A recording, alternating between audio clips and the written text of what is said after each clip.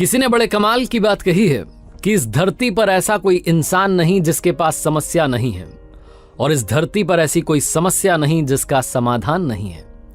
नमस्ते दोस्तों, मेरा नाम है आरजे कार्तिक। आपके लिए एक छोटी सी कहानी एक भिक्षुक की, जो गांव में घर घर जाते थे, भिक्षा मांगते थे, शाम में जंगल से लकड़ियां बीन के लाते थे, भोजन पकाते थे। रोज का यही रूटीन था। गांव के बाहर एक झोपड़ी बना करके रहते थे। एक दिन शाम में जंगल में लकड़ियां बीनने के लिए गए हुए थे रोजाना की तरह, और तब उन्होंने कुछ ऐसा देखा जो जिंदगी में कभी नहीं देखा था। वो चौंक गए, चमत्कार सा उनको लगा। जंगल में एक लोमड़ी थी जिसके पैर नहीं थे लेकिन हष्ट पुष्ट थी। ये भिक्षुक सोचने लगा कि ये जिंदा कैसे है, ये चल फिर नहीं सकती, इसका अब तक किसी ने शिकार क्यों नहीं किया, और इसको भोजन कौन खिला रहा है, ये खाना कैसे खा रही है, ये कैसे अपनी जिंदगी जी रही है। ये सब वो सोच ही रहा था कि अचानक से एक दहाड़ सुनाई दी। जंगल का राजा शेर आने वाला था। बंदर इस पेड़ पर से दूसरे पर कूद रहे थे। डरावना सा माहौल था। अपनी जान बचाने के लिए भिक्षुक फटाफट से पेड़ पर चढ़ गया और देखने लगा कि नीचे क्या हो रहा है। जंगल का राजा शेर उस लोमड़ी की तरफ आ रहा था। थोड़ा पास आया तो दिखने लगा कि जंगल का राजा जो शेर था, उसके मुंह में एक हिरण का बच्चा था। वो हिरण के बच्चे का शिकार करके लौटा था। ये भिक्षुक सोच रहा था कि इस शेर ने वो हिरण का बच्चा तो निपटा दिया, अब ये लोमड़ी को भी निपटा देगा। लेकिन जो हुआ वो अलग सा था। वो शेर जब लोमड़ी के पास आया तो वो जो हिरण का बच्चा मार के लाया था, उस शिकार में से एक मांस का टुकड़ा लोमड़ी के सामने डाल दिया और चाव से बैठ करके अपना भोजन करने लगा, मांस खाने लगा। इस भिक्षुक के लिए सबसे बड़ा चमत्कार था कि उस लोमड़ी को शेर खाना खिला रहा था। ये मन ही मन बुदबुदाने लगा, ऊपर वाले को थैंक यू करने लगा कि क्या बात है, आपने हम सबको जिंदगी दी और आपने जब मुंह दे दिया तो निवाला भी आप ही दोगे, खाना भी आप ही पहुंचाओगे, वाकई में आप कमाल हैं। ऊपर वाले को बहुत कुछ कहने लगा। फिर इसे लगा कि ये आज ही हुआ है या रोजाना होता है। तो अगली शाम में फिर से जंगल में पहुंचा और वहीं पेड़ पर चढ़ करके देखने लगा। तो अगली शाम में भी शेर आया, वही दहाड़, वही सीन बना।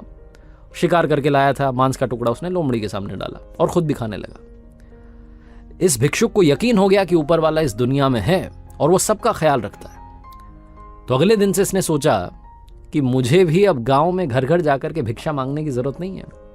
झोपड़ी में रहेंगे, ऊपर वाले ने हमें मुंह दिया है तो निवाला भी देगा, भोजन भी देगा। तो वहीं इंतजार करने लगा कि कोई तो आएगा। 10 दिन हो गए, 12 दिन हो गए, जिद पर अड़ा था कि भगवान मेरी भी मदद करेगा। 15वें दिन ऐसी हालत हो गई, दुबला पतला हो गया, चल फिर भी नहीं सकता था, भिक्षा मांगने के लिए अब जा भी नहीं सकता था। झोपड़ी के बाहर बैठा हुआ था, तभी वहां से एक महात्मा जी निकले। आवाज देकर के उनको बुलाया और उनसे कहने लगा कि ऊपर वाला वाकई में निर्दयी है। महात्मा जी, आपको मालूम नहीं है, बाबा जी, जंगल में एक लोमड़ी है जिसके पैर नहीं है, उसे शेर भोजन कराता है, शिकार करके लाता है तो अपने उसमें से हिस्सा भी देता है।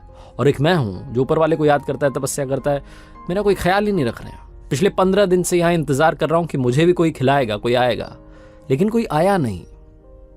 बाबा जी ने जो कहा वो सुनिएगा। बाबा जी ने कहा कि मूर्ख हो तुम।